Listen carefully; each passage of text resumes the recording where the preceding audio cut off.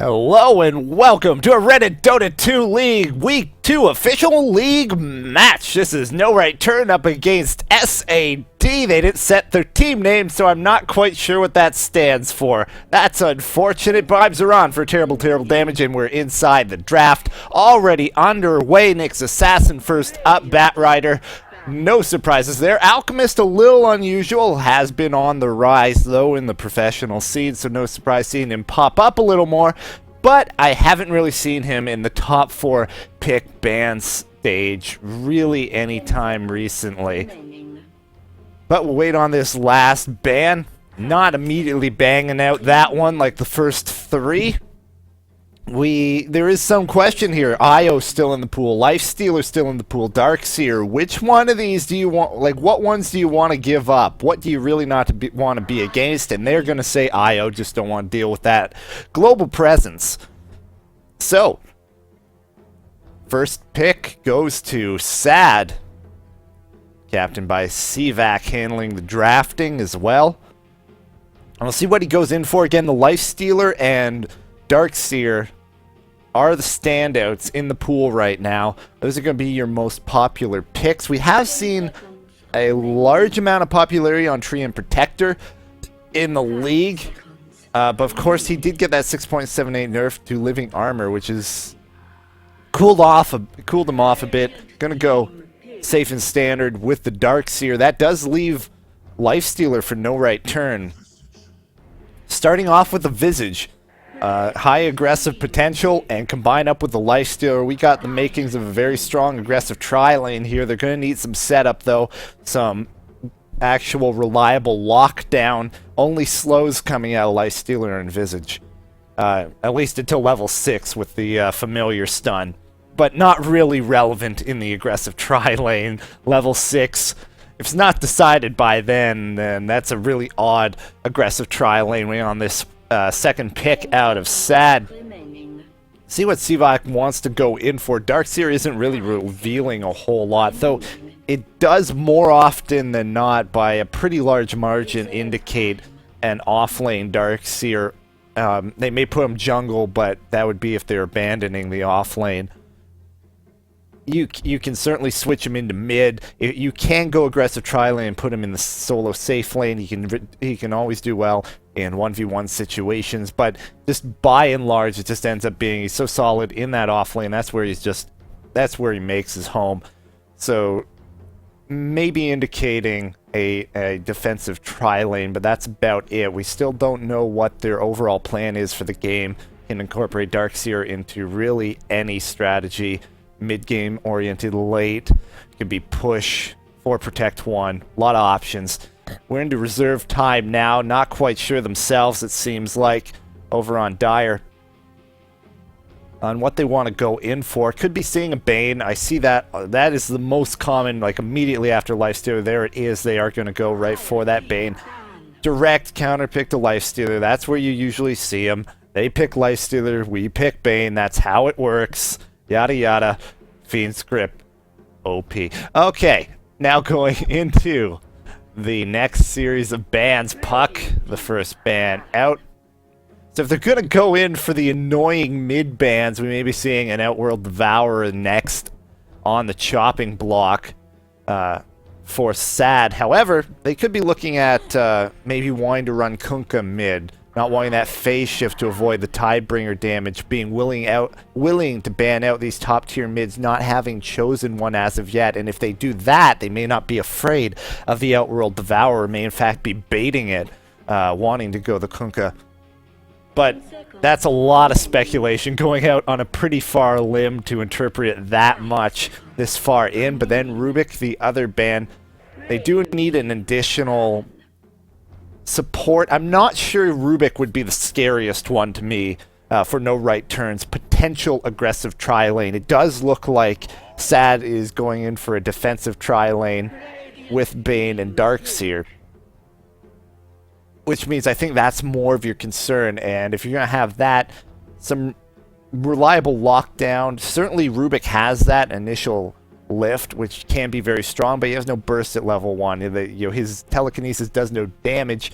So it could certainly work, and maybe that indicates more so that SAD is looking for more of a team fight based setup. And there's anti-mage. So again, even though you think of an anti-mage as a 4 protect 1 defensive tri-lane, get him that farm early, just focus everything on getting him his farm, he can handle the 1v1 with the Darkseer. You can put him solo safe lane, so I'm still betting on that aggressive tri-lane Lifestealer Visage +1. 10 seconds remaining. And now we have to see how does CVAC respond with a Jakiro. Hyper defensive with Bane and Jakiro.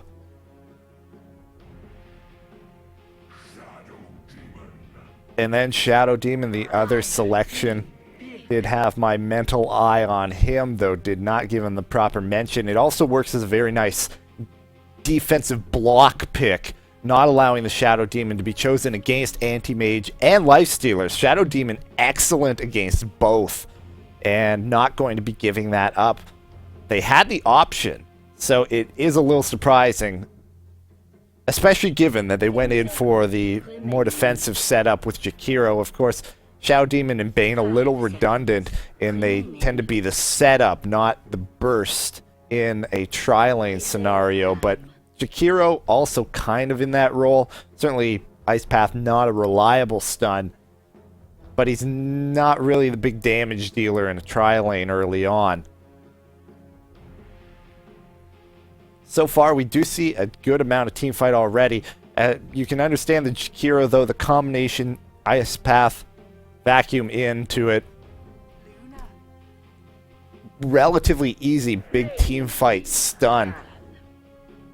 Luna going to be the carry selection from SAD, and that leaves them with just a mid to fill out. Both sides in that position. Outworld Devourer removed by no right turn. Not going to want to deal with that. We'll see if my prediction holds true, that they're going to run Kunkka in toward mid. Trying to take a look at the popular mids still available. And, the biggest ones, Queen of Pain, the Puck, Storm Spirit, Outworld Devourer, all out of the pool. Along with Bat Rider as well. Nyx Assassin occasionally popping up. Of course, you've got some that have fallen a little out of favor. Beastmaster, Night Stalker. I feel like I'm missing someone obvious. And we'll see if they can point what that mistake is, what that oversight is. As No Right Turn heads into reserve time. Chip the captain of No Right Turn, but Rainbow Party going to be handling the drafting in this one.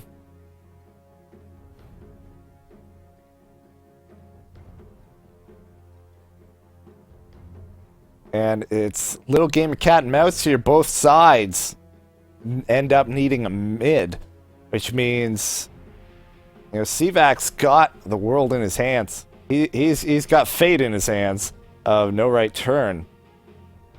Can immediately pick something that he feels will go well up against it. And spending a lot of time on this one, not really sure what they want to do. I've seen Sand King pop up in mid a little bit. It was about a month ago we saw a bit of a surge, and then died out again. Can work very well as a mid counter pick. Magnus. And there's the obvious pick that was slipping my mind. Empower on Anti-Mage has been an incredible combination for a long time. And with Magnus falling a bit out of favor, it becomes much easier to get that. And Sand King, I was mentioning, works very well as a melee counter pick. However, Magnus relying a lot on shockwaves may not be the best bet. Dragon Knight, also another available hero who could do relatively well against the Magnus, but gonna go a little out of the usual with the Death Prophet. One of the least seen heroes, I'd have to say, in competitive play. And you'll see how that ends up working out. Can be very strong in that mid position, though. Crypt Swarm, low cooldown, relatively low mana cost, high damage nuke.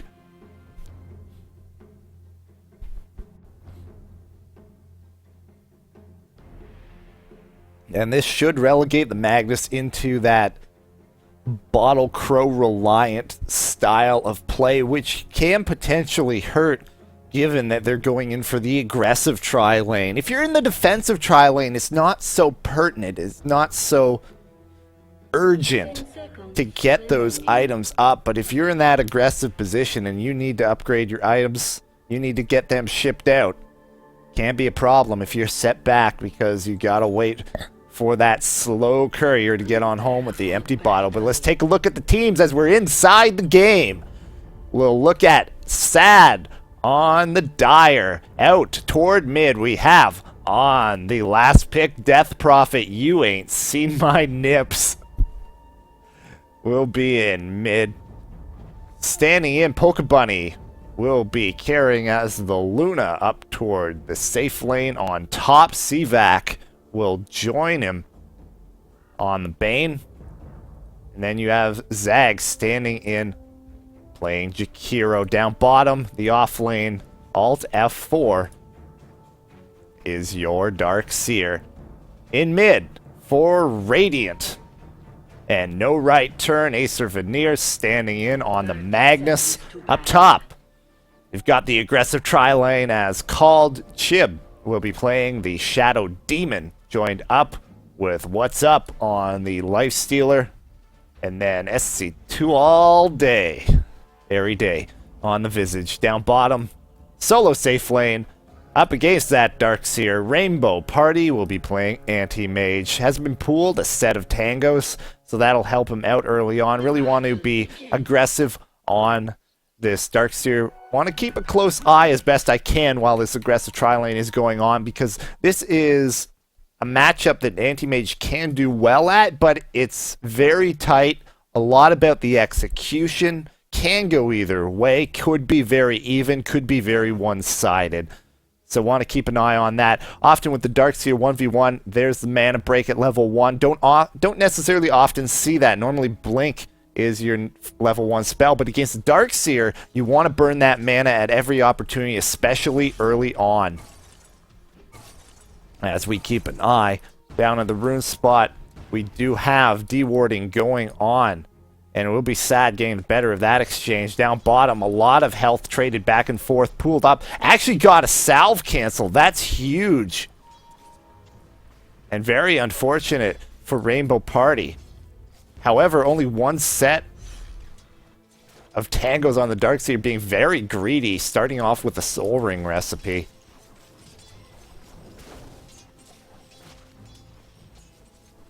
Up top, Soul Assumption first on SC2 all day, relying on the setup out of the Disruption and not out of the Grave Chill. We have a very early shipment out. That's a very quick bottle. And an excellent start. And actually first blood down bottom. My bad. Oh, for 1. I want to keep a close eye. Missed it as I checked in on the bottle heading out an incredibly quick time. So an excellent start out of Acer Veneer. But there you saw, it can go one way very quickly depending on execution. However, down to one set of tangos. If Darkseer can get up that Soul Ring,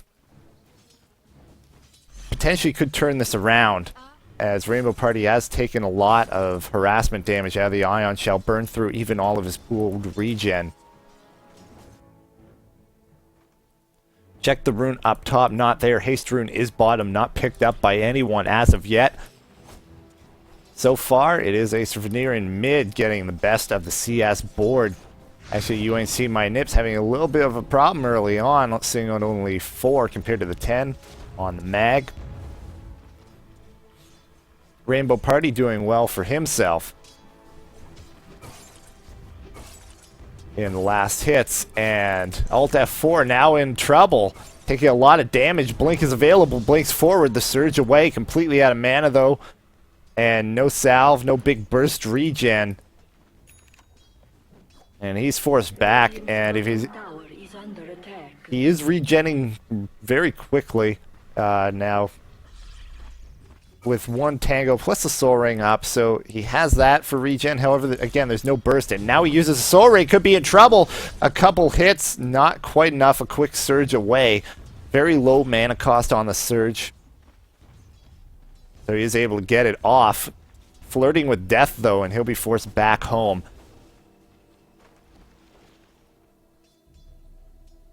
And Tranquil's up on Rainbow Party, and that does look like the lane going one way has in fact done so. Rainbow Party taking over, forcing back the Darkseer back home. Now we take a closer look here. This aggressive tri-lane. So far, not really any action going on up here. And Feeble throwing out. No brain sap. So they're really not looking to pick up, not even considering the idea of picking up any kills. Just want to hold their opponents back.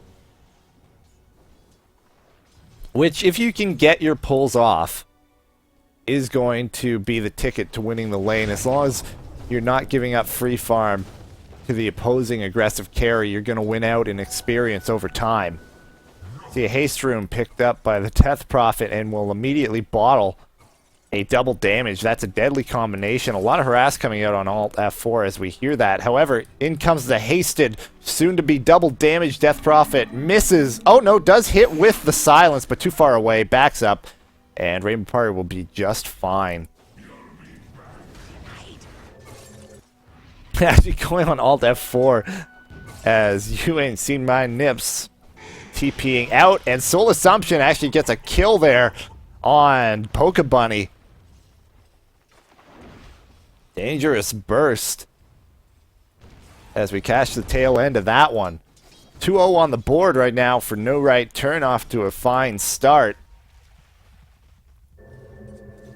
Pings go out as a TP. Comes in up top, throws that elusive beam. Ice Path over top of SC2 all day, but no chance to do that. Now gonna try and go now on Zag, the open wounds, as well as the Soul Assumption. A lot of burst once again. No way out of that one, and that's another kill up top.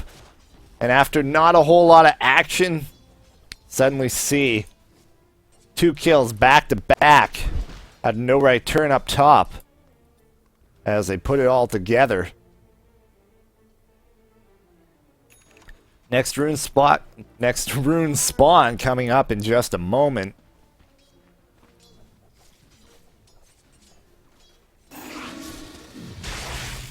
Going to be important as the Death Prophet been clawing her way back in after getting a little behind early on in last hits. And if she doesn't have that rune, which has spawned bottom, so it looks like she will have the opportunity if she goes there to pick that one up, but doesn't make the move. You can click on Mag and see that empty, actually doesn't have the bottle on him, he's crowing back. You can see that he hasn't used that rune, doesn't have the bottle, means he's crowing. So didn't take the rune. Up top, some action going down. Ice Path hits on Chib, they're able to get him. Ends up being a trade though, Chib for Pokebunny. At the same time, down bottom, another kill on Alt F4. Rainbow Party again has absolute control of this bottom lane. Use Mana Void to get the kill there. Rainbow Party going for the almost burning build. Gets 2 points in mana break, but has gotten a couple points in stats along the way. Haste of Veneer will bottle up the haste rune down bottom. A lot of time between the spawn and the pickup there. But happens across the rune. Shockwave goes out.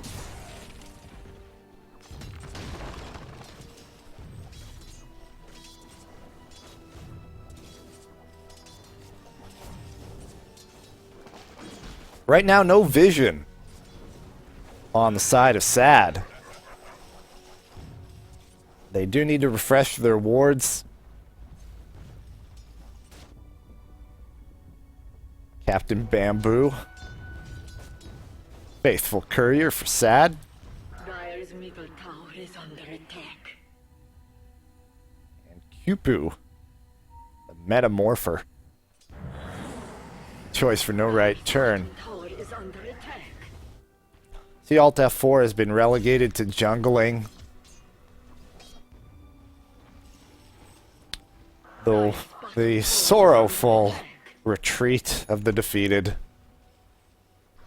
But he'll catch up there. We'll still be able to get up his items in okay-ish time. Bottom tower is under attack. Doing what Darkseer does. Another disruption soul catcher, but there's no follow-up. Teammate's not in position to catch up to that one. What's up opting to max out that open wounds, and we see the change with the open wounds nerf to the builds that come out of Lifestealers. Starting to see a lot more early points in open wounds instead of maxing out rage, because the initiation on the slow is just so valuable.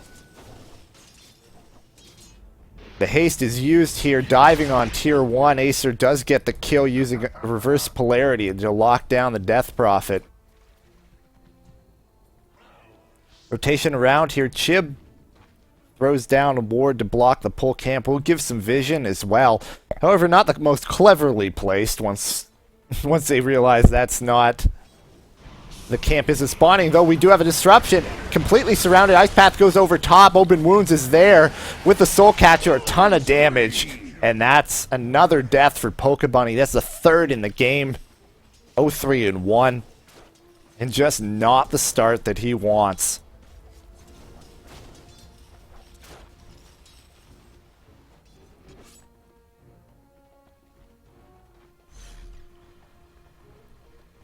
And it's the Anti-Mage on top of the board at 49 last hits. Normally not necessarily quite up to where you'd want to be at Anti-Mage at 10 minutes, but in a solo safe lane situation where he has two solo kills on his lane opponent, got to be loving the result there. Now left with a free farm lane. All to himself, doesn't even have to worry about pulls, can push down the tower at his leisure. Invis Rune bottled up by Acer Veneer. There's a Nightmare out on Chib, going to go for the surround. You ain't see my nips is there, throws out the Crypt Swarm. Nothing he can do. Chib brought down 5-man up top for that one. Able to help bring it back in their favor. With level 6, looks like they're going to look to push down this tier 1 top. I would expect, since everybody's here, they've got Exorcism available. TP back in out of Chib. But 3v5 with Exorcism here early on, going to be very hard to hold this tower. Not using it yet. There it goes. Another TP in. Here comes some support. They're going to try and hold this as the fortification is used. In comes Rainbow Party. Reverse polarity on 4. Skewer back of everyone. Over top Mana Void. Right click down. Pokemon goes down. Disruption goes out to buy some time. You ain't seen my nips. Alt F4 trying to surge away, but will be brought down. Double kill there. Rainbow Party. Killing spree for him. Full team wipe on the side of no right turn on the back of an Invis. Invis reverse polarity on 4 over top of the entirety of Sad, and that's a sad day indeed for them, as the 5-man push turns into a 5-man wipe. Going to be going back the other direction now with this push. We'll see if they're able to have any more luck with this tier 1 top. Dire's top tower is under attack. TPs go in towards mid, so not committing to stopping this, so this should be the tier 1 for no right turn. Fortification is used, 3R rotating in. Eclipse is not available, not level 6 yet. That's gotta hurt. The Bane is actually out leveling him right now. Tower has fallen. And Chib out in no man's land, being brought down by 3. And there's the Fiend's Grip out on Acer Veneer. Eclipse now used as Pokebunny hits level 6. Doesn't do nearly as much damage as he was hoping. Level 3 Lucent Beam, and doesn't get wasn't quite in the position to hit all of those beams. Acer spotted out though, and he will be brought down in the side shop. Pings out on the familiars, but they'll be retreating back behind the safety of this tier 1 tower. May not be safe for long though, as now the push comes back the other way. They did lose their tier 1, but they're not going to let it be just that. No sir, tit for tat it will be. Radiant's top tower has fallen. And Nip's gonna take that one. As they're gonna continue on to the tier 2. May be a bit ambitious though. But Exorcism's still up, just gonna poke and now back off. Chasing though, Purge goes out on Pokebunny, the surge away, but no, the Nightmare! Some miscommunication there, Pokebunny in trouble, Soul Assumption, but it looks like she will get away. They're gonna now focus on Seavac instead. Seavac brought down, there's one kill. Another Soul Assumption. Again, bit of miscommunication, blocked by the disruption, but Alt F4 locked in place and brought down. 2 kills there on the retreat. Not far enough away, overextended. Rainbow Party chasing, but not able to quite get the job done there on Pokebunny, who will limp back to base at 84 HP. Zag holding on to a smoke. Hasn't had the opportunity to make use of that as of yet. Rainbow Party running in, but not quite so bold as of yet to be diving on that tower on his own lonesome.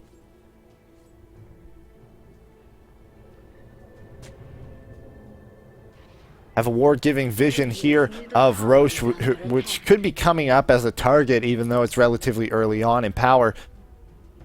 Could help burst that down relatively quickly, especially if we see a medallion out on Visage, but just going to be working on the mech to begin with. Chib TPing in toward mid. He's got a couple wards on him, looking to get up his own vision of this Roche area. There we go in the bottom rune. Exorcism going out to try and push this tier 1 mid. The Blake in reverse polarity on 1. Shockwave hits 2. Gonna get Seavac. No. Ice Pass slows him down. Acer Veneer goes low. Brought down by the Macro Pyre. Seavac actually going to get away. You ain't seen my nips up a little far, but man fighting. Look out. Rainbow Party blinks in. Haste Rune is there, so the open wound's not able to help. Gonna have to turn around. And Nip's going to get away. And ultimately, out of the Nake's Bomb. The only casualty, Acer Veneer on the Magnus. Good turnaround there out of SAD, what they need to be doing to help bring this game back to equilibrium. A little behind right now, 15 minutes in. We're looking at, it was hitting 5,000, the gold advantage, 7,500 the experience. We see a little trickle back down the other direction now. But got to keep those successes rolling. Invisibility. Invis sniped by Rainbow Party. That'll be a bit of annoyance there for Nips on the Death Prophet, wanting to refill that bottle. No such luck. Chib again hanging around toward mid. A little light on the HP. Got to be careful there. Shockwave over top to deter the pull. Exorcism not available. Will come up in another 15 seconds, but does not have the mana. No bottle charges to regen that up. Pokebunny been having a tough time in this one. Just sitting on treads and a ring of Aquila right now. 1,100 gold in the bank. Likely going in for a BKB next. So could just be seeing the Ogre Club at any moment. Often you're going to want it with the treads a bit more in terms of sustainability for farming. Helm of the Dominator, stack up those Ancients, but at this point in the game really needs some survivability to help it out in these fights, because the free farm time isn't really there. And adding the Helm before the BKB may just be too long to make proper effective use out of it. It is a conundrum though, up against an Ancient who does have his Battle Fury along with those Tranquil Boots.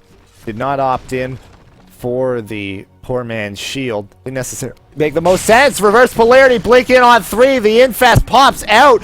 There's 1 dead. Only able to get 1 so far. Fiend's Grip goes out on What's Up under the tier 2 tower. Will this get turned around? What's Up does go down. Now the Eclipse does a lot of damage. Acer trying to get away as he's pursued by the 2 supports. While that's happening, Pokebunny gets a kill out on SC2 all day on the Visage. Cvax still chasing on Acer Veneer, but now out too far. Chib will find him out. Soul Catcher as well. Acer Veneer is back. There's the Shockwave over top. The Familiar is going to get the last hit there. Pokebunny rotating in, not able to help out. Familiars are around, looking to try and snipe some gold. Could be a bait though. Got to be careful. Shockwave again doing a bit of damage. Stun does miss though. And playing chicken here on both sides, 2v2. And both decide it's time to back off. Closing in on 2,000 gold now on Pokebunny. Still interested in seeing what he opts to go in for.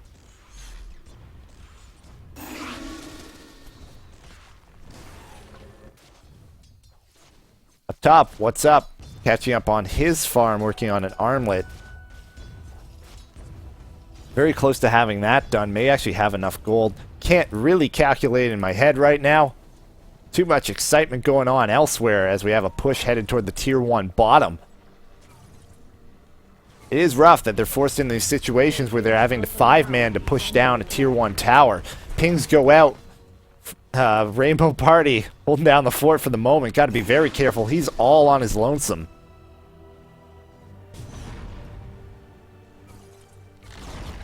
And they'll just end up giving up that tier 1 tower.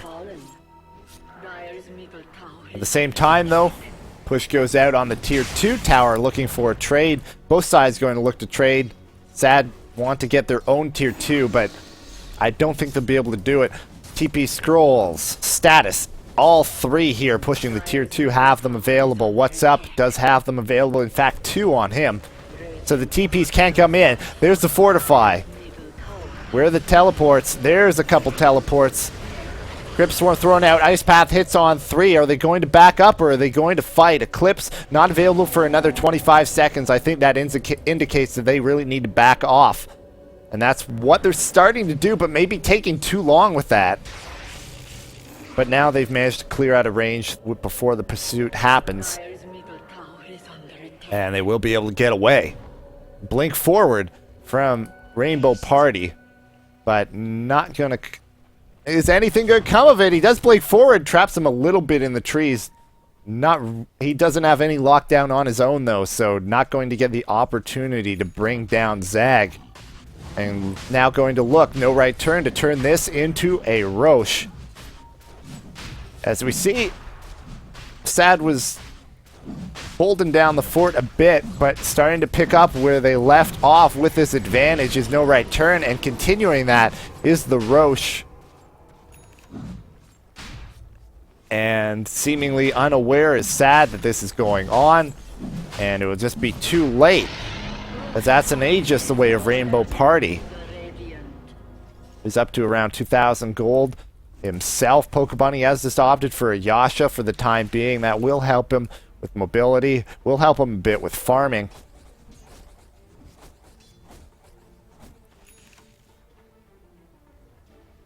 Has opted in for maxing glaives before getting the additional points in Lunar Blessing.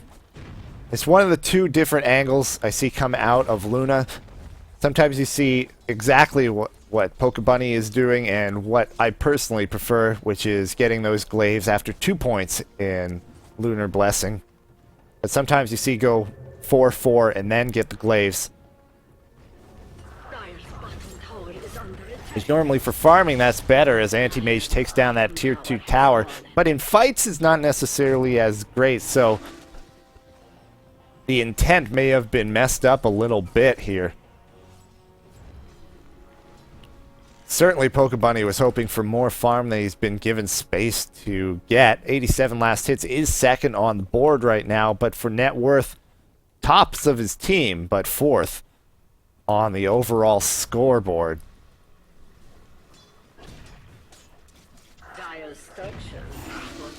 As Darkseer has hit level 11, so that level 2 wall up and running. One more level for the max out on the vacuum as well.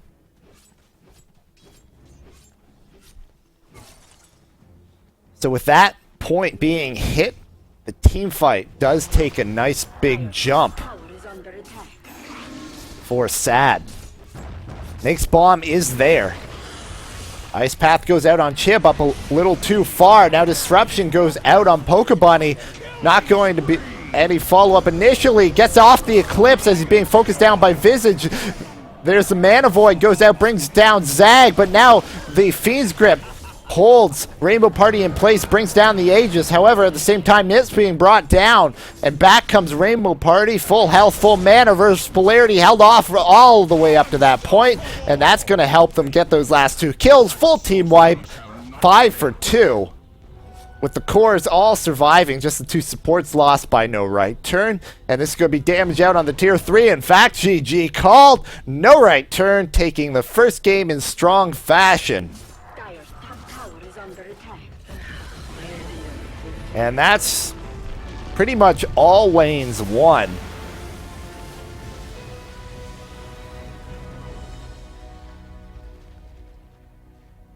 And the victory just comes naturally from there. Rainbow Party leading the way, first blood down bottom, 604 on the board. Tops in terms of last hits, gold per minute, all the way across the board, looking good. And leading his team to victory in this one. No right turn takes it. They're up 1-0. Game 2 of this best of 2 coming up in just a moment.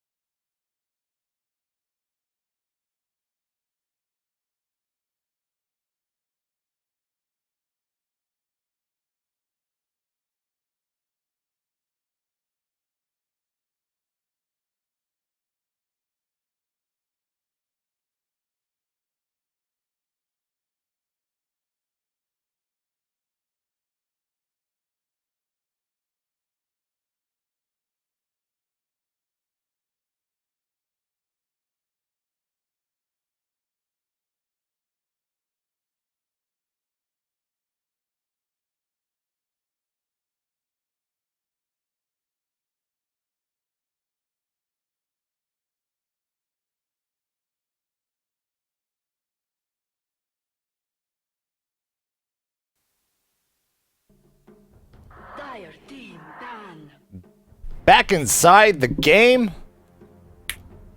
It's game 2 of No Right Turn up against Smurf All Day. We actually know what they're called this time because they have their banner set. I'm Zeron, joined this time by Acer Veneer in game 2. Thank you for joining me. What are your thoughts going into this one?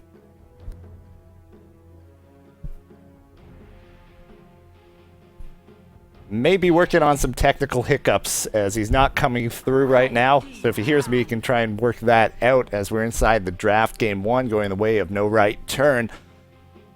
Pretty soundly. Smurf All Day tried to bring it back there for a second, but No Right Turn having none of that. We had a little delay between game 1 and 2 as we had a switch up in the players. Tofu returning for No Right Turn.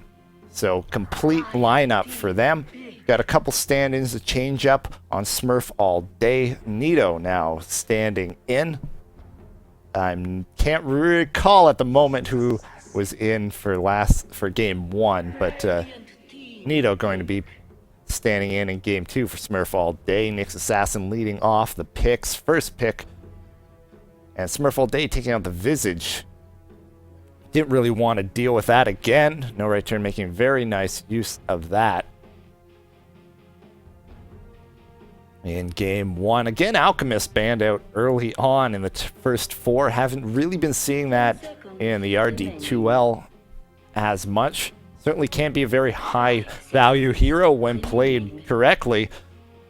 So they may have some inside knowledge there on No Right Turn. Again, Batrider IO, nothing too surprising there on the bans from them.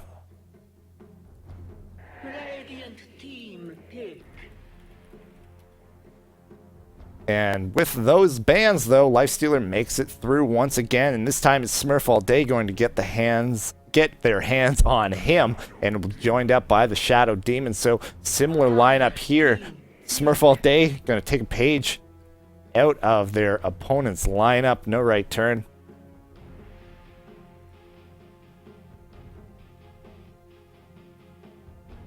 Ran that Lifestealer Shadow Demon. The +1 in that aggressive tri-lane was Visage. Set up as Shadow Demon. The slow out of Lifestealer burst from that Soul Assumption. Able to make kills happen up there. And on the opposite end of the spectrum, we once again see the same counter pick. The Bane against the Lifestealer. Again, now No Right Turn going to be in the defensive setup with Nyx Assassin and Bane. Not really the aggressive tri-lane potential. Especially if you're trying to walk into a Lifestealer Shadow Demon. No indication as of yet if Lifestealer is going to be in that aggressive tri lane, give a solo safe lane hero, or if he's just going to be defensive tri lane 1 carry. That is yet to be seen. Lina banned, just removing those follow-up stun combos from the Shadow Demon. Leshrac could be next up on the banning. Anti-Mage removed. Rainbow Party making it an imperative to remove that. Too successful in game 1. Darkseer has made it all the way to this point. Didn't really end up getting the opportunity to make an impact in game 1. Perhaps creating a bit of an oversight. And it should be interesting if it makes it through to the next round, because it would be very surprising to see him make it by 2 rounds of picks, but there's not going to make it through 2 rounds of bans. Ban out of the Darkseer. 1 more to go before he can get back to picks.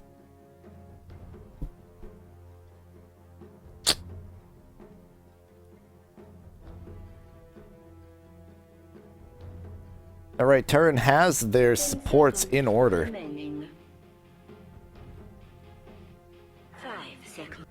seconds remaining. Reserve time.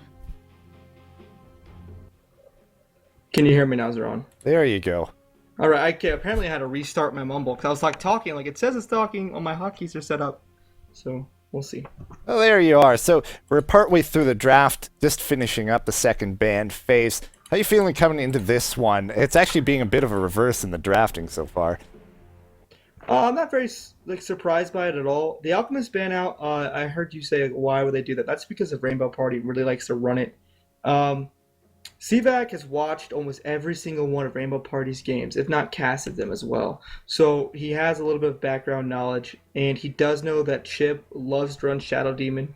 And the Knicks, obviously, they didn't want to give that up again. I think, honestly, what these picks are just counter picks because they got rolled by them the first game. Yeah, that's a good point out. We got a caster drafting, that inside knowledge coming up.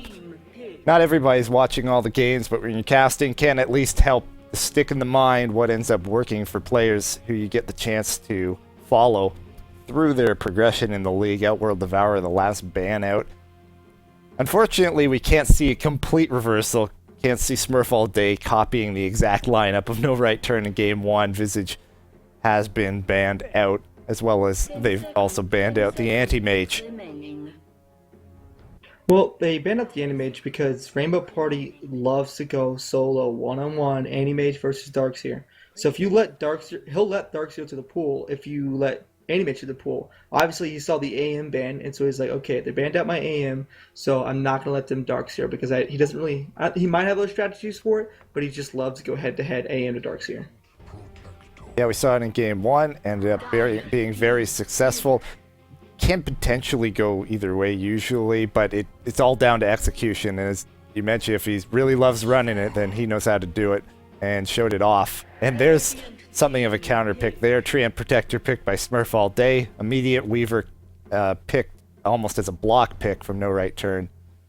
Yeah, it could be considered a block, but you could also say that, hey, they have Lifestealer. We don't necessarily have a Lone Druid player. I'm not sure if they did. I was considering playing Lone Druid for them the first game, but we went away from that strategies just because they wanted to go. He had this idea of aggressive tri lane, so the Weaver is for their off lane, and he likes Weaver already. So yeah, Weaver ends up doing pretty well against Lifestealer. Shikuchi kind of really mitigates open wounds, so trying to catch up, not the nicest thing as a Lifestealer. With Treant and Bounty Hunter as the next 2 picks, I think the idea of an aggressive tri-lane has gone out the window. How do you see these lanes shaping up on both sides? well, depending on what carry they go, Rainbow Party might just forego his offlane. I think he's going to let Weaver go up against the Shadow Demon Treant because even if they have sentries, unless Shadow Demon catches Weaver in the middle of a Shikuchi, they cannot kill him. And so he'll just let him sit there and harass them all day. Weaver will take out Shadow Demon. So they're going to drop Weaver in the solo hard lane. They're going to tri-lane their Bane with their Nyx. And probably, I'm going to guess, some type of carry that can push as well. The Bounty Hunter, I don't understand the Bounty Hunter. There's still a clock in the pool. And Clockwork with Nyx makes a very good Nyx bomb. But, I mean, that's his call.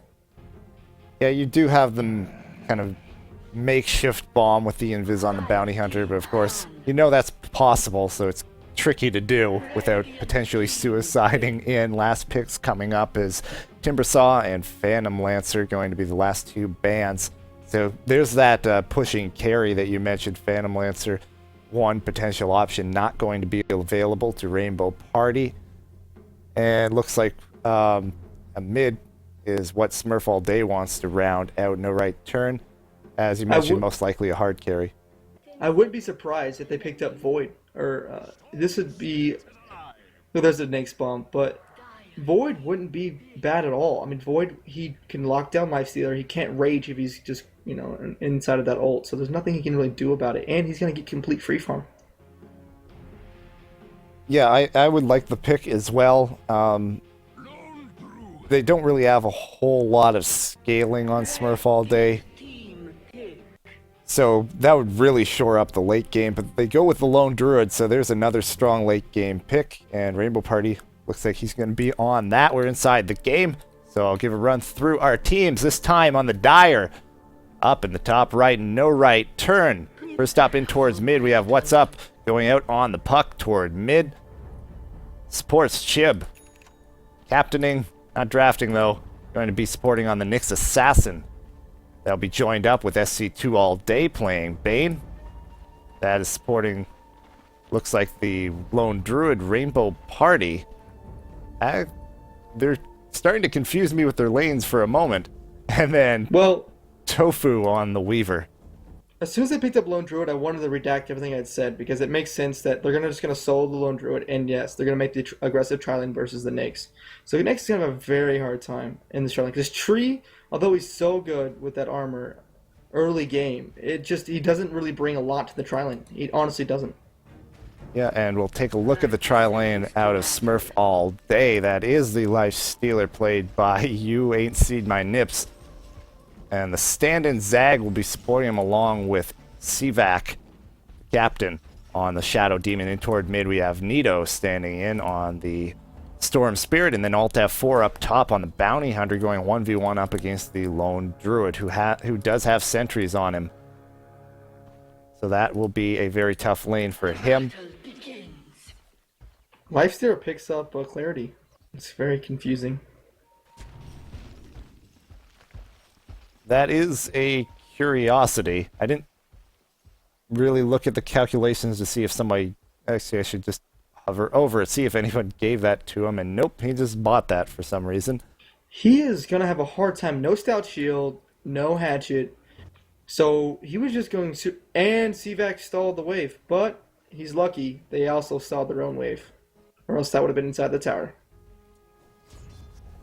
Yeah, this ends up being an... This should be an interesting tri-lane situation because I don't know about you, but I wouldn't typically think of a Weaver Bane Nyx Assassin as aggressive tri-lane, but given what they're up against, they can make life, as you mentioned, a real pain here for You Ain't Seen My Nips on that Lifestealer. Bane is yet to level of skill. He needs to get his Enfeeble and just drop it on the Lifestealer right from the start. Yeah, if he has any intention on going Enfeeble, then I'm an advocate of waiting to see what you need, but if you want to go Enfeeble, you do that immediately, and he ends up going Nightmare, so deciding against that as a D-ward goes out toward that rune spot and area behind the trees. As Zag taking care of a bit of vision, and so far early on, you know, the last hits being kept down a bit. See Storm Spirit on top of the board, 9 last hits, Lifestealer sitting at 2. And taking a lot of harassment. Puck shouldn't be getting this dominated by Storm in middle. Yeah, off to a little bit of a rough start here is what's up. Still needs to work towards his bottle by 150 off of that. Nito, though, has his available, but the courier actually went down towards bottom. Wow, you should never take the courier in the first 2 minutes of the game. Yeah, that's something of a golden rule, especially in pubs. In the competitive scene, they may have made a team decision to do that. As you mentioned, the Lifestealer having a huge problem with no Stout Shield does have that on him now. May have used the courier to ship that out. I didn't see what was on it. But that does end up delaying the bottle being shipped to the Storm Spirit, which will help out Puck. They were really that worried. You can buy a Stout Shield in the side shop. Just push the lane out. Tree has it invis as soon as he gets level 2, and you could have just walked up. But, I mean, hey. Yeah, they may be a bit concerned about...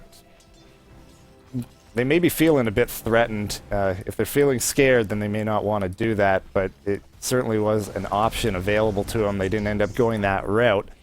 So far, though, Nito still on top of the board in mid, so fortunately for him, not hurting him too much. Up top, Alt F4 so far doing relatively well for himself considering what he's up against. And I'm trying to spot the bear. Did he get a kill on the bear? Or just... Oh, it just got sent home. There it was. Couldn't find it on my mini-map. As soon as bear hits level 5, he's screwed. But he already dropped down his sentry, which doesn't make any sense. He should have held on to those sentries until he's level 5 and could have gotten kills on the Gondar. Yeah, that's for the that's for when the entangle comes up. That's when you actually have a real threat as opposed to harass. But just standing under the sentry ward doesn't realize initially that it's there. Takes a couple extra hits.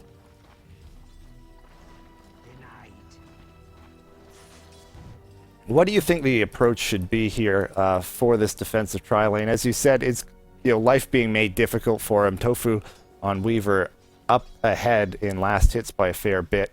How do you make the most effective use out of this lane? Well, I would say you don't pick these heroes to lane with, but they went with it. This is their draft. What they're going to have to do is they should be double pulling. Don't stack this. Just instead pull one wave through, let it clear, and then pull the creeps up here. Just pull straight down. That way your treant gets way more experience. because they need levels to really contest or do anything about it. They needed sentries as well to help take out the Weaver, but they just didn't get it. Also, the Lifestealer needed his hatchet way sooner. He should not have gotten the clarity. What's he gonna? Even if he had the clarity to use in more slows, he can't slow Weaver. He has max move speed. A stun out on Zag behind the trees and turns around for a moment. That's going to cost him. That's our first blood. Chib gets Where's the the last hit disruption? there. Disruption is just after, and now Chib trapped in the trees by those illusions. Takes a lot of damage, and that'll cost him a return kill there. Tofu Shikuchi in. Now, you ain't seen my Nips getting pretty low tree armor, but maybe being a little aggressive and overconfident there if they wanted to turn that around. But with 3 up, not going to try and make anything of it. And ends up being a trade, but first blood going the way of... I think that was no right turn. I'm getting mixed. Yeah, no right turn. Chib getting the first blood. So they're happy to make that trade. Yeah, CVAC could have saved his teammate. He was in range of disruption, and he wasn't. I don't know what he was doing. He wasn't watching, I guess. Yeah, he might have got tripped up there, where Zag was coming back, but there was a misclick, and he turned around. Oh, but now CVAC does get stunned, able to disrupt himself here, and will survive. Now trying to turn this around on Chib, and the right click's able to bring him down. Actually, Zag getting the last hit. However, you ain't seen my Nips will be brought down from the Shikuchi. I'm sensing a pattern here. And that's another trade that No Right Turn, I think, is happy to take. Denied. Losing the support for the carry in the tri lane. I mean, SAD is almost executing exactly what they need to do. They need to be more aggressive and take out what they can if they had the opportunity, which you're trying to do, but they're just executing it poorly. And just in general, they're just doing it not in the fashion they should be doing. Again, caught out a couple times and just making life harder on themselves as we see a TP back in from Nips. In towards mid, still it is Nito on top of the board, 34 last hits. You know, He that has early an lead, interesting name. the early lead has been kind of consistent. Puck hasn't really let it extend to wider and wider margins, but hasn't been able to catch up either.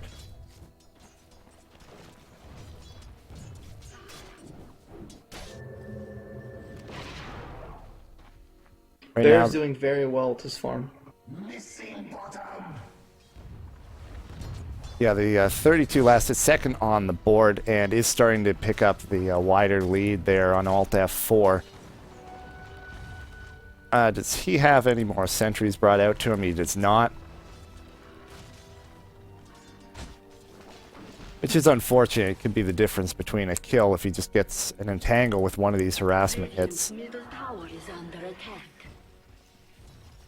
Down bottom, we're back to the 3v3 situation. What do you think Did should you- be the... Oh, sorry, ask your question. I was saying, did you watch what happened middle on the Storm Spirit? Oh, no, I did not see that.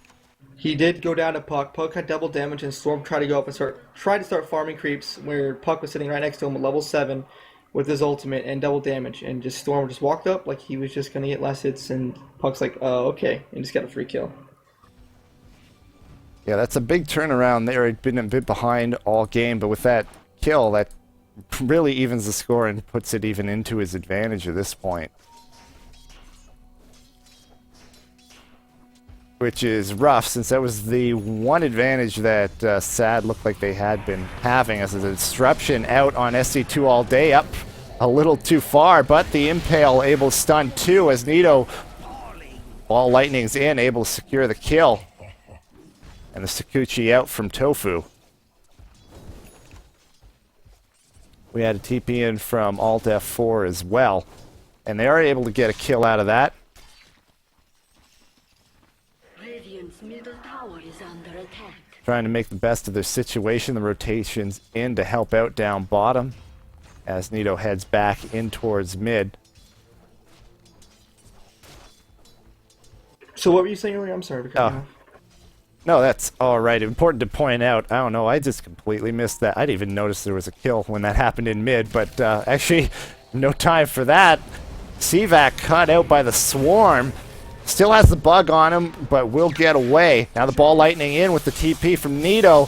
Chib gets brought down. Again, a little too aggressive. 5 down here still. So hard to go in on. And the pings go out on the tier 1 tower bottom. What I was wondering would be, what do you think the go time points? When do both teams want to make something happen? As frantic pings happen. Like right now they want to do something. Yeah, ball lightning in on Tofu, not able to get the vortex as the dives start to happen. Impale on 2, Nito getting a little low. And no kills coming out of that. Cvac headed back to heal. Wow, with that top lane abandoned, we do get a push out on the tier 1 tower, and there's a pause. So we're given a little time so we can get back to the ever interrupted question. As looks like you had disconnected out.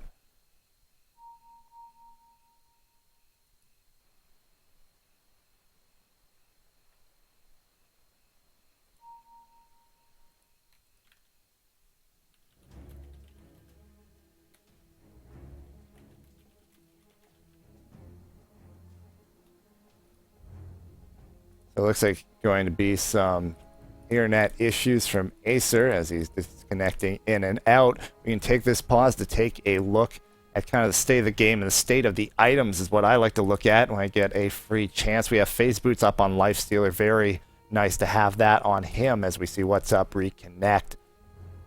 Can you hear me now? I'm sorry. There you go. And you're Missouri rejoining lag us. for you. The Midwest. Well, it was perfect timing as what's up. I had disconnected as well, and is just reconnected. Yeah, so back to that question finally. When do they want to do things? Looking at Sad's lineup, they're honestly going for late game. They have the Storm, the Nakes Bombs, which is more mid-game as well, but Treant needs levels. He needs level 7 to where he's very effective. Gondar needs to get higher just because of the Lone Druid and the Weaver that is contesting as well. So they have a lot of mid-game options, but I think just because of their combos, it's going to be late game that they're going to be striving for. And whether they can execute in the mid-game will really determine that. Also, looking at No Right Turns lineup, they are also, in the end, striving for late game. Both teams are really kind of weak in the mid-game, and it really just depends on who does better in the early game. And so you see these early fights, each team trying to really establish an early dominance. That way, going into the late game, they have much better lineups. I mean, you have the Bane and the Nyx, who both need levels to be just, like, truly effective, and Weaver, who needs a lot of items, honestly. Well, not a lot, but at least 2 items, a Desolator and a Lincoln's, especially in this, with a track on him. So, I mean, looking at it, they're both going for late game, and their mid-game items, well, that's really what are going to determine the game. Yeah, Alt F4 looking to make something happen as we see pings down bottom. Yeah, it is interesting compositions out of both, because they sort of have team fight, and they sort of have a lot of individual targeting. Yeah. So it should be fun to see team fights break out, because it won't be quite so simple as, 4-man RP win the fight. It's going to be a lot of movement around, especially with the mobility out of a lot of these heroes as well. But Fiend's Grip goes out on UNC. My Nips held in place, is not raged, so he is taking damage from it. However, the follow-up damage not entirely there. The Infest not healing up very much, and he will be brought down. And now Cvac, the next target, but Nito is there with the Vortex to pull back, but getting very low. Ball Lightning ahead will be able to bring down the Bane. However, does get low, does have the Haste Rune to back off. Now going to try and turn this around on Chib, the Overload doing a lot of damage as well, and continuing to chase, able to bring him down, and nothing that Tofu can do. And even the Vortex goes out. I didn't see what gave them vision there. Oh, there is a sentry just further down, was on the edge of that. And that's a triple kill the way of Nito, and that's exactly what the doctor ordered for Sad. At the same time, they did lose their mid-tower. Yeah, every time they're going to move out, Rainbow Party is there to split push and push them down very quickly. They're doing his job, certainly.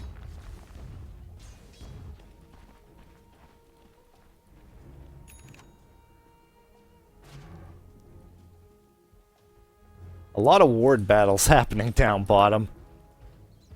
That's where the action's at. I mean, honestly, when it comes down to it, you have a Gondar and a Tree versus a Weaver. I mean, both teams have Invis and a Nyx. Both teams have their Invis heroes. So, Yeah. Speaking of which, Chib's still working on that level 6, just above level 5 at this point, so still having to wait to see when he can make things happen. Assault F4 had that solo lane, has up his experience level 9 now, so we saw the rotations looking for those track kills. And Lone Druid's farm is just going through the roof right now. While they're just tangling, down on bottom lane, he's just farming up. yeah, well ahead in last hits, 82 right now. Next closest 58 there on Nito. And the net worth shows it as well. Track goes out on him as Bounty and Nito try and combine up here for the kill. And looks like good time. Nice Do they have enough? Ball lightning ahead. And they are able to bring him down. Track kill as well. Very nice there. What's up? Trying to turn this one around. But oh, he's going to use the Dream Coil. Snap, but taking tower shots. Tree armor is there, and he will get away.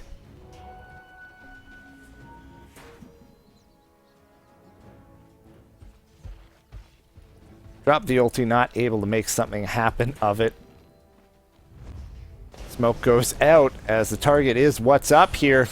Overload charge vortex. Soul catcher to boot. And more than enough to bring him down. And a ping goes out, possibly to put down a sentry or maybe a misclick when he intended on clicking on the tower. The push comes out in toward mid as the split push goes down toward bottom. Looks like to be a tier 1 for tier 1 trades. Who do you think if they're going to be trading towers, who does that, who's better off trading towers? Sad, for sure. They're down CS wise because of the bear, but they have more kills, and the more towers they get, the better off they'll be. They shouldn't be giving up towers at all, though. They should not be giving up towers because Lone Druid will just keep split pushing. They gave up bottom and they didn't take a tower with it, so. Yeah, sitting at 177 HP and toward mid, not able to finish it off. We have some funny gold and XP graphs. The gold graph is in favor of NRT, but again, the XP graph, because of those ganks, is going in favor of SAD. Yeah, I always love those ones where they go opposite directions. I think the most pronounced I've ever seen is a game being around 20,000 in one direction and 20,000 the other. Hard to do, but it happens once in a while. One of those anomalies pops up in Dota. Not quite to that extreme here, though.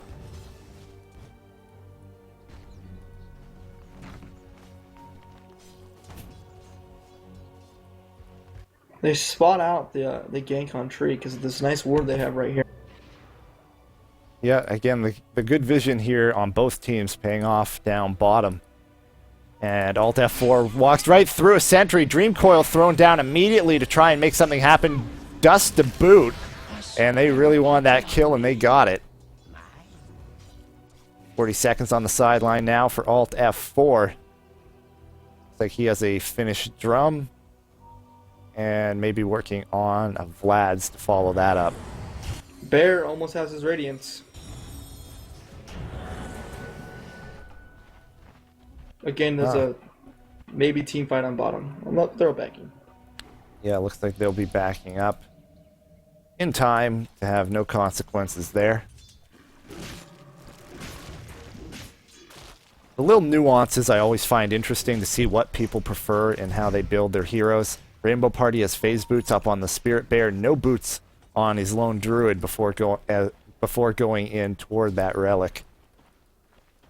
I play a lot of Lone Druid, and I would say it's honestly not worth it to not get boots. Your bear is in the end tethered to how far away he is from you, so he... His bear trapped in the trees for a moment. Just hit Q, buddy, hit Q. Return. Oh, Dota pathing. Ping's going out again. More wards. Yeah, the laning seemed to be going the way of no right turn, but once we see a lot of movement around the map, Smurf All Day's been able to make a lot more happen. It all has to do with A disruption goes out as Sivak up too far, bursted down very quickly. Nito brought down at the same time. Just as I say that, the rotation's going way better here for no right turn. That's 3 kills.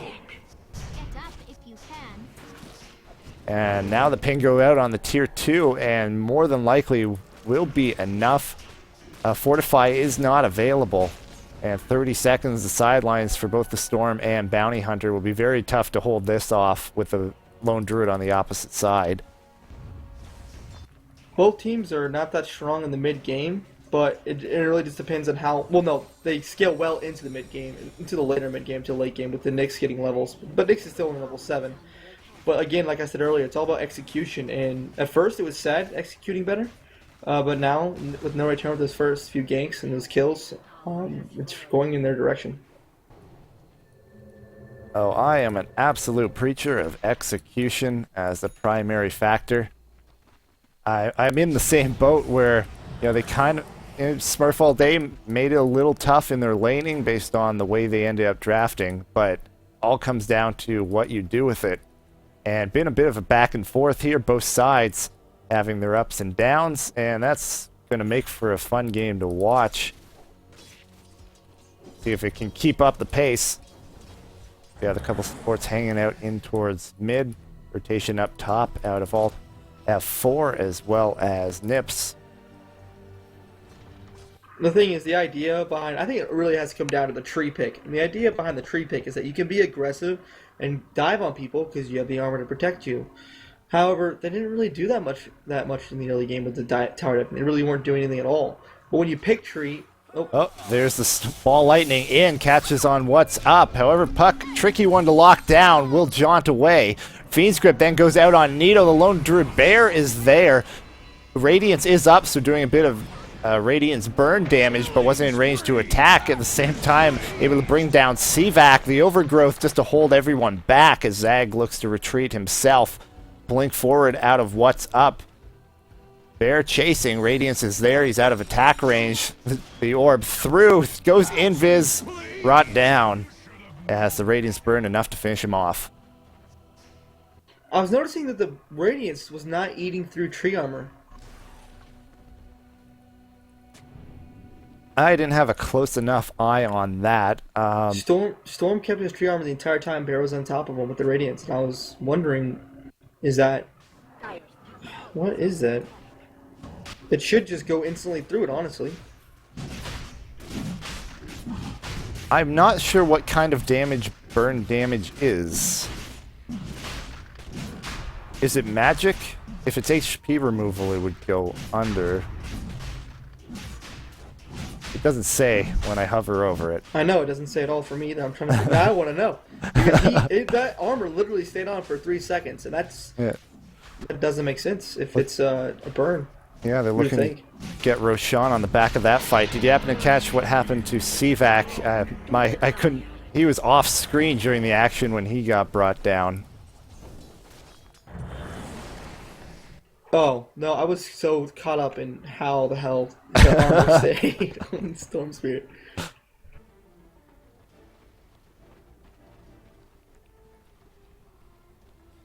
Chib dutifully working towards an urn.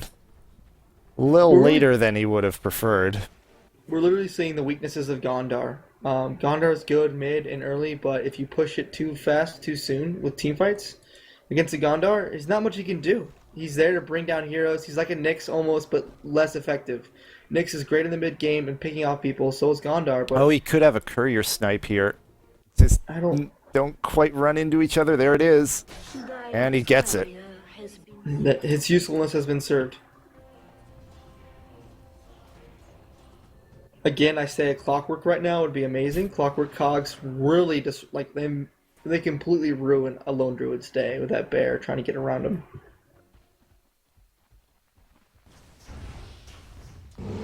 Yeah, as it is looking to make the most out of it. One thing you can say is if they're able to trade evenly, then they can make up for it with the track, as we have the ball lightning well deep with the infest bomb. Get two almost immediately. SC2 all day has the feed script out, but that just makes him a giant target. Rainbow Party, no one left to help him. He's brought down. The Aegis is up, but the bear can do work. Radiant's doing a lot of damage. They're going to focus down the bear and then go back on Rainbow Party.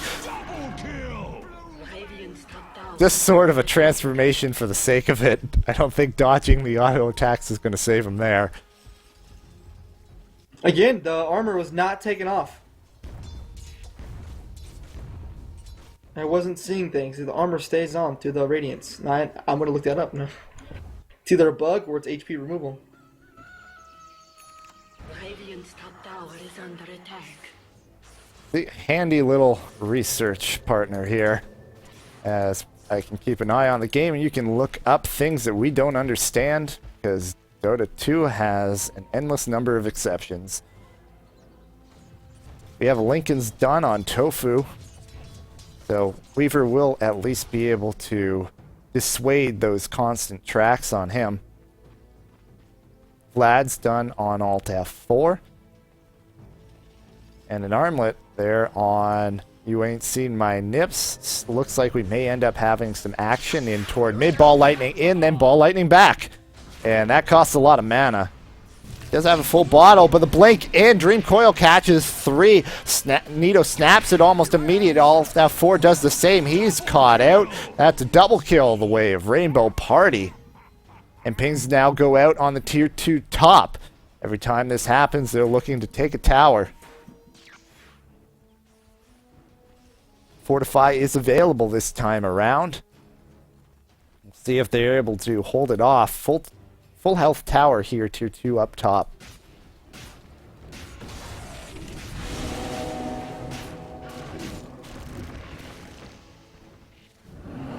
Mech used there.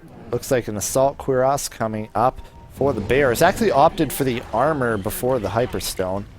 It's a different approach to a assault cuirass. Often you see stacking on that bear in terms of attack speed. There's the infest bomb. Goes on. What's up? The overgrowth holds everybody in place. That's a double kill of their own. Now going on SC2 all day. The Nightmare goes out to hold off Nips. Behind that, they have Rainbow Party going up against the rest. That's 3 down.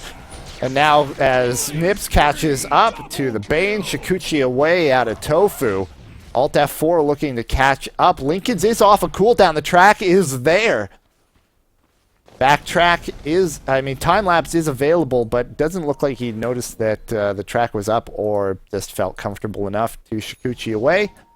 He'll get back home, and that gets another turnaround for Smurf all day. And once again, the back and forth continues. Any such luck there on the damage on Radiance? Dire's top tower has fallen. Dire It has to be a bug. has fallen. Can you hear me? Yeah, I do. Sorry, if I DC it, apparently it resets my mumble settings. I don't know. But Okay. I DC'd from the alt tab, but I looked it up. The burn damage is magical damage, which I always thought it was. So magic damage per second should interact with tree armor. It should, in fact, take it off. It's like Ion Shell, almost, Yeah. but in a AoE. So for it not to be taken away instantly, because it is over time 50 per second, it means one of two things. It's either a bug, or Radiance hits once every second for 50 damage. But I don't think that's how it works. If you just watch the bear run up to a creep, it should continuously lose. Watch these neutrals. No, they're clicking down. Actually, it might be. I think it actually is once per, like 50 per second, because you'll see if you have a fight and you kill the bear, a second later it will tick again. So I've actually seen heroes die after the bear dies from Radiance Yeah, burn. I've done that before. Okay, that makes sense. But And ball in the lightning in wiki- there on what's up. Aggressive no infest bomb this time around. Up too far. Feed script now. And a little overconfidence there diving into everyone. So sorry. According to the wiki, though, it is it doesn't say anything about the damage tick or the intervals, and I was looking up everywhere. But I guess that's just something you have to know. So maybe that's why it doesn't burn off tree armor. It's just tree armor has 7 charges, so you can last 7 seconds underneath it. It seems a bit ridiculous. Now pushing down this tier 3 with the Storm on the sidelines for 25 more seconds. They're going to try and hold this one out. It's going to be difficult. Soul Catcher not only landing on a creep there. Bear getting harassed down. Looks like he's going to lose it. Does. Resummon in 5 seconds as Nibs wants to go in. Raid's going to run out though. And there's a Nightmare to hold him in place and then accidentally takes it on himself. Overgrowth holds the Bear and Weaver in place. An awkward fight. Entangle goes out. Infest to get out of that. Gonna try and go on SC2 all day. Here comes Nito diving in with the ball lightning. Chib gonna shell up, try and back off. Ball lightning out. BKB is used on Nito. Now gonna try and get Chib again. Change his focus on to Rainbow Party, the higher priority target, but that costs him his life. And out of all of that becomes a 4-for-3 trade. The right turn getting the better of that. Buyback out of Nito. But all in all, they hold the tier 3. Tower is under attack. Lone Druid didn't get a single root off on that Storm Spirit. Yeah, I saw one entangled during that fight. That was on the Life Stealer. Radiant's top tower is under attack. What's interesting is like Gondar pretty much went in to die again because they dusted him out and then he ran around trying to go behind. But Nyx actually saw him when he came back around and actually almost killed him. But then the dust wore off and then he ran back into this range of this ward, which they'd already been seen on, and then just died. Whoa, long range ball lightning. But the Lincoln Sphere gonna save Tofu there. That was about from here. A lot of mana spent on that one. Gonna get that Desolator with that Lincoln's. Only needs 2 items to really be really effective. Yeah, survivability then damage. As the teams start to back off just a little bit, being a Lone Druid player yourself, mentioning those lack of roots, do you have a personal record for number of consecutive lack of roots? Oh, I got a triple kill, and I didn't get a single root, and then I went to lane to farm, and I rooted 4 creeps. Oh, looks like Chib going in, but spotted out from a sentry ward and has to turn around. Vendetta not paying off there. May turn into a team fight here around. Roche Track goes out there on SC2 all day. Bear turns around. Nito being a little hyper aggressive there, opting for the Vortex on the Bear. Taking a couple pot shots as they now back up. An aggressive ward thrown out right on top of a Radiant Sentry, so that's going to get dewarded immediately.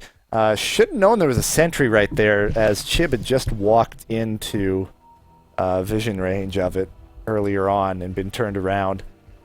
As we see a smoke and infest. They're going to walk right past the sentry. If they have standard vision, they'll see. Nope, they don't. Yeah, and the fight continues here. Ball lightning in, doesn't vortex on anyone, just gets Fiend's Grip for his trouble, but Nibs does able to take down SC2 all day. Chib goes invis. Ball lightning on him to hold him back, gets the kill there. Rainbow Party still trying to do work as his teammates crumble around him. Able to TP out is Nito. There's an orb over top, but Puck has to back out. Nips turns around on the Bears. There's a root. Not able to continue to chase there on Rainbow Party. Pings go out there on Roche. Look like they may look to take this. Double damage on Alt F4. But they're thinking against it now. A little low health and only 2 heroes.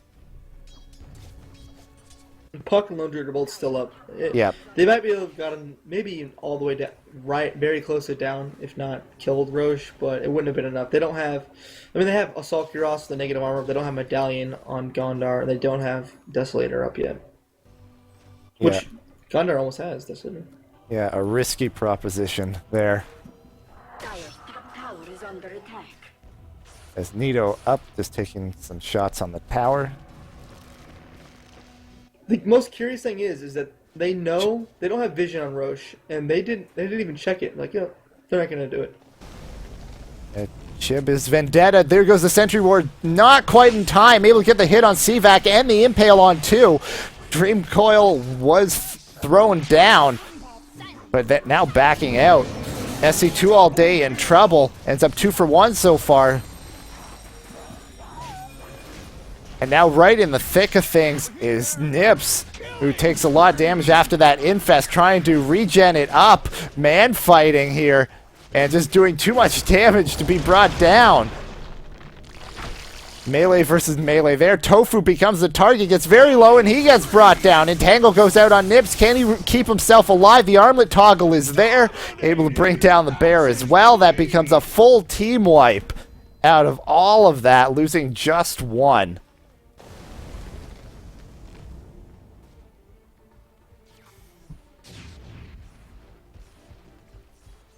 Yeah, well, I want to say that's what you can do when you have a macro set up for your armlet.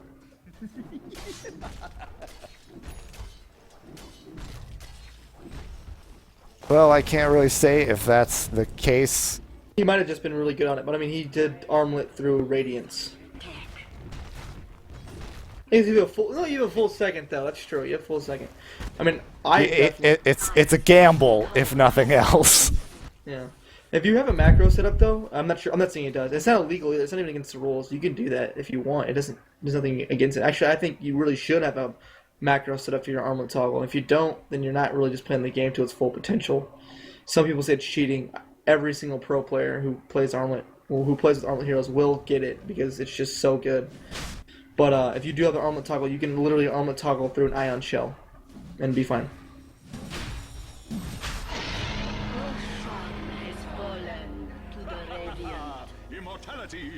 Yeah, I don't have any macros set up myself. Kind of come from StarCraft 2 tournament rules, which do disallow that.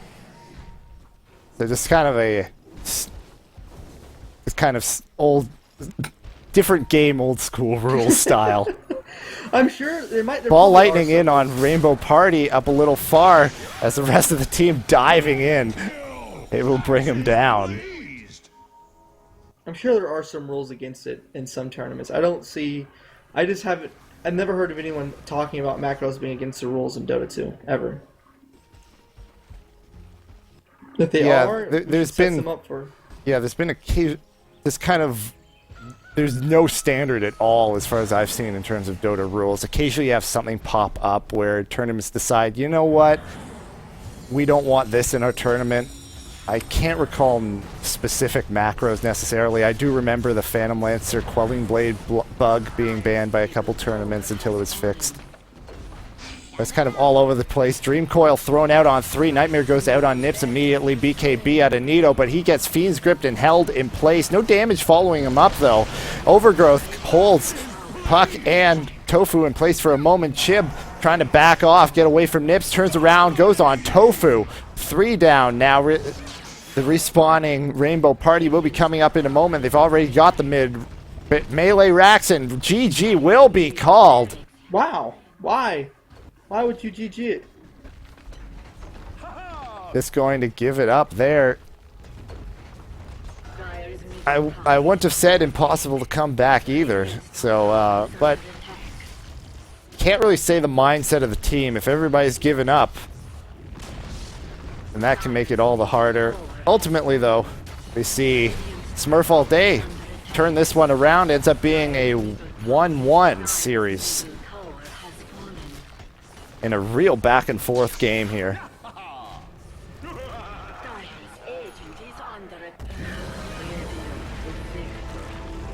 I have some final thoughts on this game. Yeah, feel free to give us a rundown on how this one ended, how this one turned out. The game turned into Sad's favor. I mean, No Right Turn had such a great lead to start. And what happened was they got greedy. Honestly, no, actually, I guess they didn't get greedy. They just threw it away. They said, hey, let's go heroes. Let's stop farming. Lone Druid finishes Radiance and didn't finish a single item afterwards. Well, same thing for Weaver. Finishes Lincoln's, didn't finish Desolator. Puck finally finished Sheep at the very end of the game, but none of them finished another item. And that's what I was saying earlier. It's about those mid-game items. What will they pick up in the mid-game to carry them into the late game? And then it just seems that no right turn, they just gave up. They said, we're not going to keep farming, and I don't know.